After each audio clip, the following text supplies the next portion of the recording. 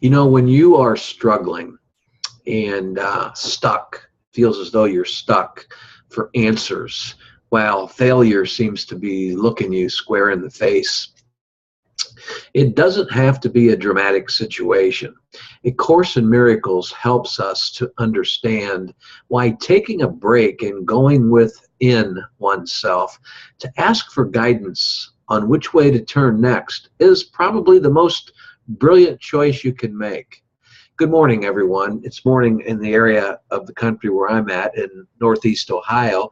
My name is James Nussbaumer, and I'm the author of these two great books.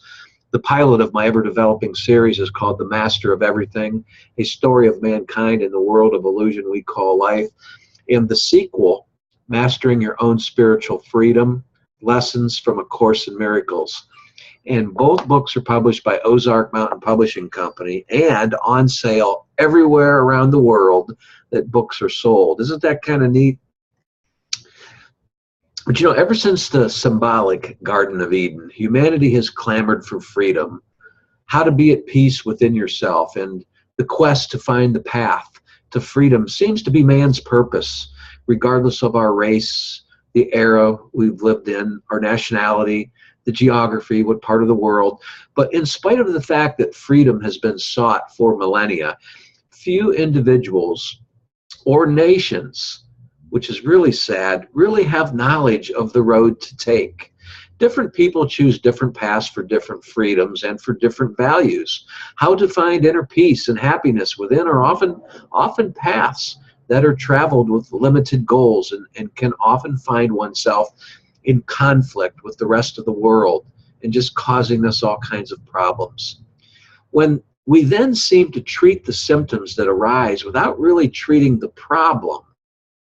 For example, when world leaders continue to stockpile nuclear bombs with ever-present threat of using them against each other, we can argue with other nations about this problem until we're all blue in the face.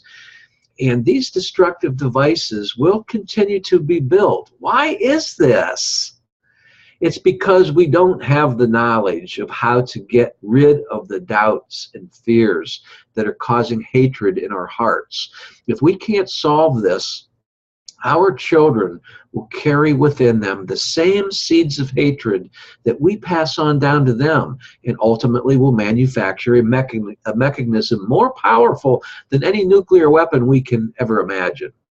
Certainly we see a lack of freedom here. Relative freedom, the usual type people strive for, is related to the type of existence people wish to lead. For instance, those who identify themselves with their country or nationality instinctively work for national or political freedom. Those who are motivated by economic goals strive for the power of money, which they view as financial freedom and necessary for life. Those who are inspired by religion work toward religious freedom. Those who possess some sociological or cultural beliefs promote freedom of assembly or freedom of speech. These ideas of freedom, which grow from limited goals, are illusory and cause separateness and division amongst the world. Some other person or group must lose in order for others to gain, often is the motto. I'd like to share a parable that I've carried around with me for some time, and I've known a few other writers that have used this same parable, but may have used it in different ways, and I think it's really neat. And it's really inspired me, and I'd like to share this with you right now. There was a beggar that had been sitting on the road, sitting by the side of the same road at the same time every day for over 30 years, just begging for whatever he could get. One day a stranger walked by him, and the beggar said, "Spare some change?" The pauper sat there waiting for the person to reply, while holding out his old Cleveland Indians ball cap, hoping that the person would put a couple coins into his hat. "I have nothing to give you," said the stranger. Then he asked, "What's that you're sitting on?" "Nothing," replied the beggar. "Just an old beat-up crate I've been sitting on for as long as I can remember." So the stranger asked, "Have you ever looked inside?" "No," said the beggar. "What's the point? There's nothing in this ugly box." "Have a look," insisted the stranger. The poor man, the pauper managed to pry open the lid, and with astonishment, disbelief, and elation, he saw that that old box was filled with gold, real gold. You know, aren't we all sitting on such a box? In fact, we are that box.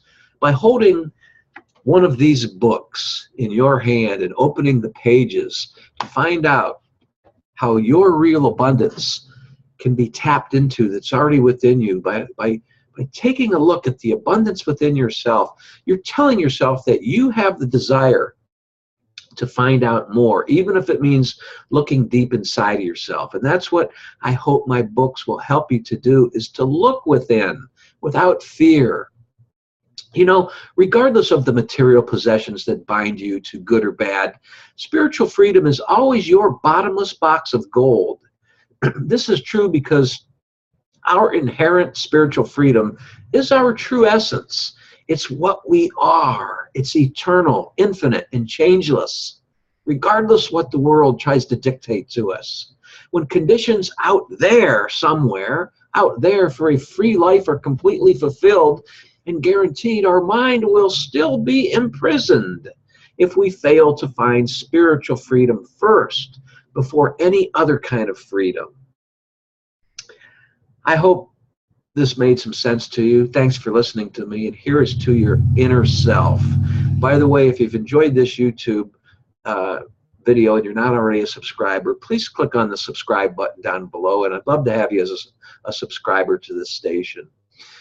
You can click the link in the description box also, and it will take you to my website where there's more information on my other blogs and other material that you can look at to help you towards a life of real abundance, inner peace, and freedom. I wish the best for you. God bless, and have a great day today. Thanks again.